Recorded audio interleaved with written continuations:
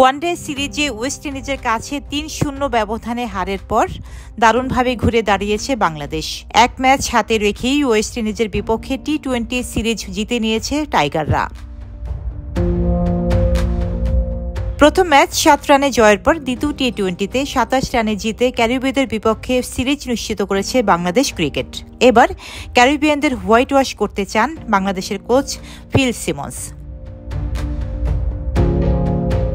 শেষ ম্যাচেও বাংলাদেশের জয়ের সামর্থ্য আছে বলে উল্লেখ করে সিমন্স বলেন, আমি প্রতিটি ম্যাচের আগেই বিশ্বাস করি জেতা সম্ভব। ওয়ানডে সিরিজে কোনো ম্যাচ না জিতলেও এখানে এসে আমরা এই আলোচনা করছি কিভাবে জেতা সম্ভব। প্রথম ম্যাচ এবং দ্বিতীয়টিতে, এবার তৃতীয় ম্যাচ নিয়ে বসবো কিভাবে জেতা যায়।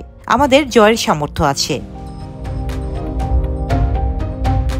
সিমন্স আরও বলেন, কোনো দলের দায়িত্ব নেয়ার পর যেভাবে কাজ করি এখানেও সেটাই করছি। হোয়াইট ওয়াশ করতে পারবো কিনা জানি না, সিরিজ জিতেছি এটাই বড় বিষয়। শেষ ম্যাচ তো জিততেই চাইবো অবশ্যই। জয় দিয়ে সিরিজ শেষ করতে চাই, হাসি খুশি হয়ে বাড়ি ফিরতে চাই।